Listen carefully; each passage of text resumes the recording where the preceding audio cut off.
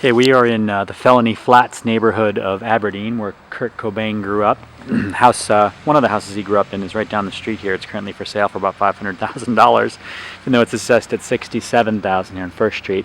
And right next to the Kurt Cobain landing here by the river, you've got the little old house here with a Palestinian flag on it, which is kind of interesting.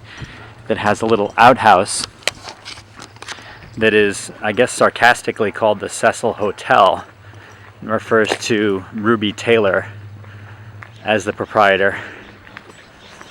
I think Ruby Taylor was a known prostitute here in Aberdeen, of which there were many back in the day. And you can see there's a sign here. I guess this was dedicated in April of 2011. They named this Kurt Cobain Landing. And this is the famous Yonge Street Bridge that he sang about in the song Under the Way. Something in the Way, sorry, Never Mind. And I think some locals believe that this actually wasn't the bridge that Kurt claimed to have slept under and hung out under and wrote music under and whatnot, that it may have been another bridge called 6th Street Bridge, where a lot of homeless people here in Aberdeen sleep. But in any event, this is the bridge they've decided to recognize him with. And I think this statue, you see, it says here, "As You Were," in memory of Kurt Cobain.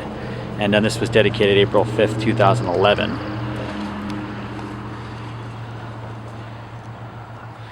And I'll tell you what this says here. It's a song lyric here. "Just one more special message to go, and then I'm done and I can go home."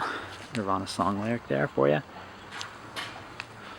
Doesn't sound as good when I'm saying it as opposed to Kurt singing it, does it? This is the Wishkah River here. And you can see the house right across on the other side here has, I don't know if you can see it or not, has an awful lot of debris and whatnot. Disused cars, tons of things parked there. See, this says Kurt Cobain Park, but this is not technically a park. At least that's what the mayor of Aberdeen, who was here with me yesterday, said. KC Park, though, it says. Kind of cool. You see here it says, talks a little bit about this riverfront park and the Wishkah River, which it says it's an adaptation of the Chehalis Indian word Wishkah, I'm sure I'm pronouncing that horrible, meaning stinking water.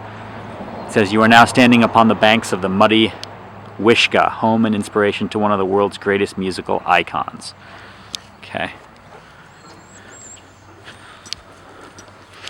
And here's this kind of a strange likeness of Kurt. And Kurt is not buried here. I don't know whether some of his ashes may have been scattered here or not.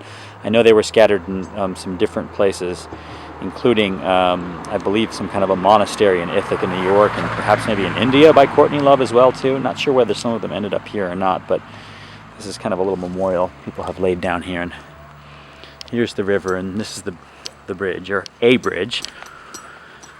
Since Kurt did live just down the street for a while, I think it is safe to say that he hung out down here. Whether he ever slept here or not, highly debatable. Doesn't really matter either way, really, does it?